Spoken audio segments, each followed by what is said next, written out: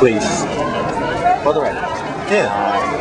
Well, we helped Michael installing the figure for us that he had donated and came up with a cost-effective way to put a open source operating system with the Office continuity software.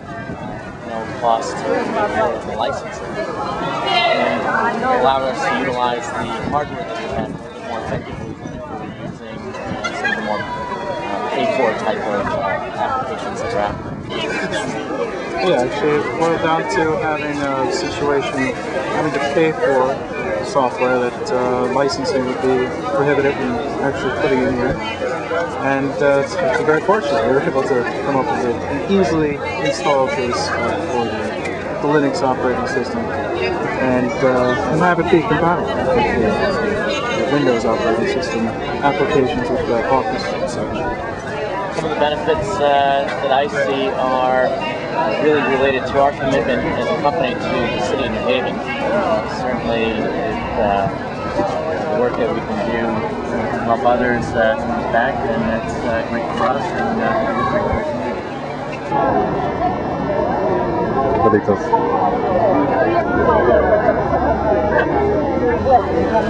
Well, I don't know, but something they are.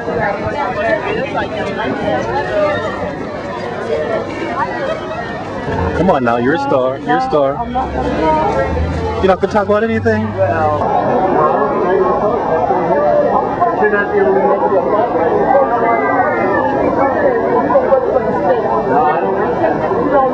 I want the president.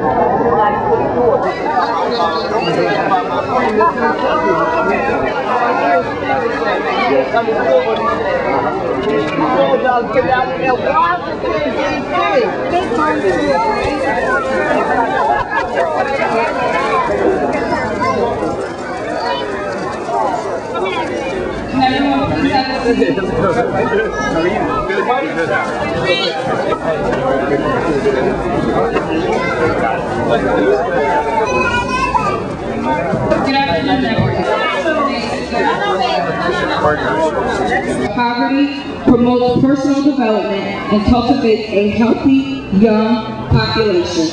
Michael Smart. Can Alderman Smart please come forward? Thank you.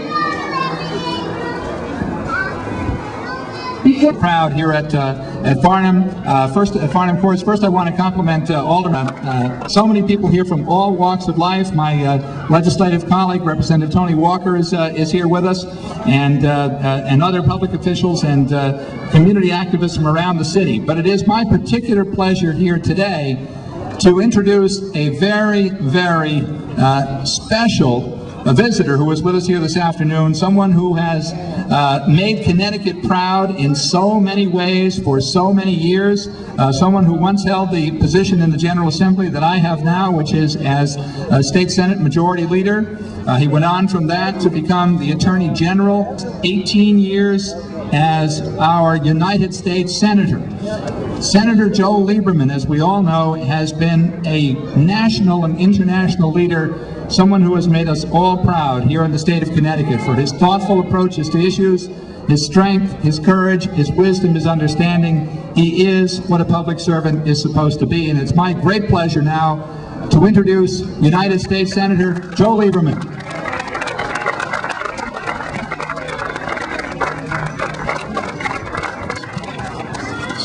Thank you very much, Marty. Thanks, everybody. Notice I kissed my godmother, Louisa DeLauro, on the way up.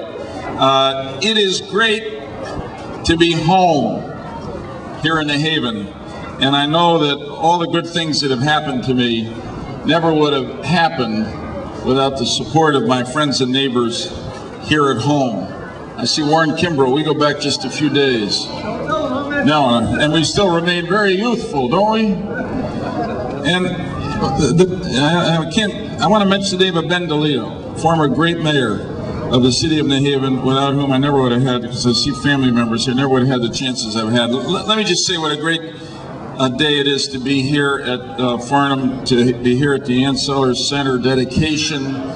There's a concept that we talk about in Washington called smart growth. You know, that we'll have growth, but it's got to, you've got Michael Smart growth, right? And he is smart and impressive. My regards to George Perez and Tony and everybody else here in public life. Honored to be with you. Let me just say a few words. This place has been around a long time, and a lot of lives have gone through it. You see that guy over there, that thin guy with the white shirt on hugging the other guy? Kenny Daglieri. Now, Kenny grew up at 191 Franklin. That's where he lived. If anybody's old enough to remember, his mom and Dad worked at Rosner's. He is now and has been for 16 years the Director of Community Affairs in my office. So we feel a closeness to Farnam. But Farnam has needed some help to get back to where we wanted it to be. Federal government, I'm proud to say, has put money into this place to rebuild it under a lot of determined local leadership. This center for learning, recreation, and community will begin to take shape thanks to the Housing Authority, Empower New Haven, Community Action Agency of Greater New Haven, Yale University, and the city's adult education program. And I'm glad the federal government has put some money in. Look, housing is one of the basic rights and part of the freedoms that the American people enjoy. Going back as far as President Roosevelt, they said that. We've done a lot to improve housing, but we have a lot more to do, don't we?